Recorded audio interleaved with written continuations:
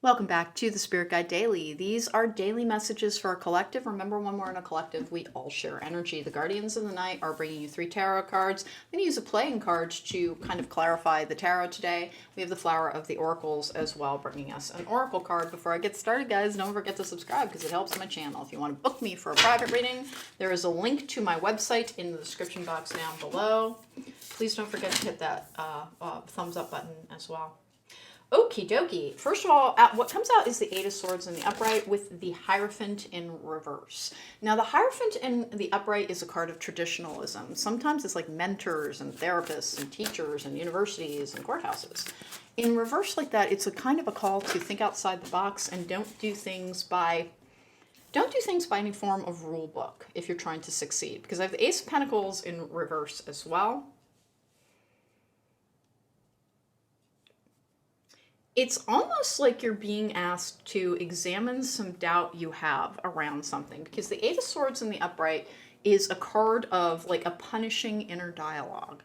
Sometimes it's not being able to see the path forward. The path is there. The Hierophant in reverse, though, is this kind of, it's not going to take the shape and the form that you think it's going to. Like, here's this kind of, this Ace of Pentacles in reverse is, it's not necessarily an energy of failure. Please remember, reversals are not bad. Reversals just have a different energy. It's almost like you're looking for your success and your happiness in only one area of your life. It really is like you have almost cut yourself off from, like you hold yourself at a distance, you block out things. With connections with other people is kind of what this looks like. The Hierophant in reverse sometimes is a card about divorce. And it's possible that after a breakup or the dissolution of a long-term relationship, like you're having difficulty finding a way to find your new path. And it looks like you're having some doubts around a course of action that you're taking. You are being told that you will succeed. It is going to take that little bit longer than you want it to. That is purposeful on the part of the universe. And if that kind of makes you want to scream with frustration, that's why. That's why, is that they will like do things to try and teach us patience. And I know it's just a maddening concept.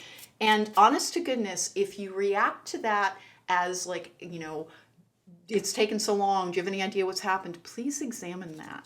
Absolutely everybody has barriers in their life. And you're being asked to remember that any barriers that are currently holding you back from success are there for your own good. You are going to take kind of a winding path towards something. Try to enjoy the journey more than you do. Because I just have you having a bit of a hyper focus on work sometimes, on success, on the things that you're trying to achieve. The Hierophant in reverse is also, are you neglecting your spiritual journey as you are trying to succeed? Are you trying to move too much within the 3D?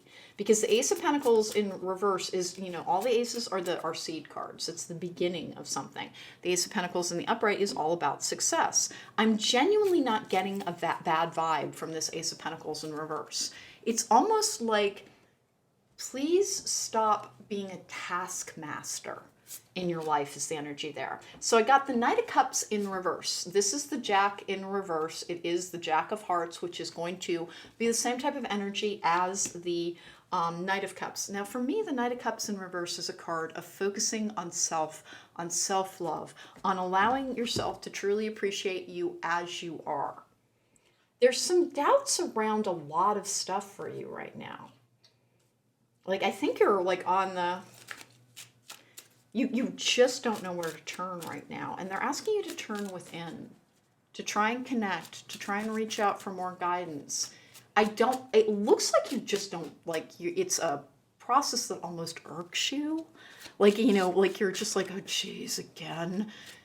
Yeah, it's going to be a little bit of it. You're always going to be doing it. I try to tell people, approach it like you do brushing and flossing. You don't skip it for days at a time because you know that you need to take care of yourself. Please try to approach the attempt to energetically connect as something that you're doing to take care of yourself. Because it looks like that's the area that you kind of put by the wayside. You try to function too much in the 3D, and they are asking you to please do a little bit more work on your interior world. I have Jonquil, which is power. Take hold of what you know is yours. You're not thinking of it this way, because I have a lot of people who have very, very active minds, and they can almost feel like threatened by the please meditate, because they're like, oh God, it's so boring. Here's the thing. It's not really. If you can't sit quietly for 5 to 10 minutes and observe your breathing, that is a call to work on your patience. Because 5 or 10 minutes out of anybody's life is just not too much to ask. But they are asking you to make a little bit more of an effort to connect, and not just for energetic cleansing, but for guidance. Here's the thing. The Eight of Swords it's never actually a blocked path. The path is always there. We just can't see it. And they're asking you to please adhere to a spiritual practice. And I think you get bored easily is what's going on here. And you just keep falling into boredom, because when you meditate, you want it to do something. And meditating helps you be something rather than do something. It helps you be centered and grounded and focused and in touch with the part of yourself that can see beyond the stream of time. Your higher self exists outside of the stream of time as well. And that's why it's so important to try and connect. And again, if it just is the most tedious thing, please ask yourself, why do I have such trouble sitting and not doing? Because whenever we're kind of trying to do and do and do, it's like you're trying to earn your own self-respect here. You're not here simply to be productive. And it looks like you just have a really, really hard time with it. Like you don't spend a lot of time enjoying the concept of moving through this world. You just there's a lot of please get this over with energy with this particular draw. Please, this particular call is not a very happening day, quite frankly. Not a lot's happening.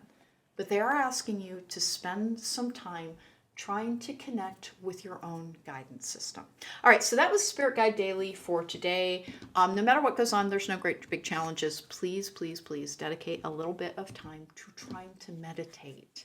Even if you're just, the training wheel meditation is you count your inhale and your exhale. Inhale 1, exhale 1, and you go up to 10 and you do it over and over again. And again, being able to put your mind at rest is one of the things that helps with manifestation. So please give it a shot.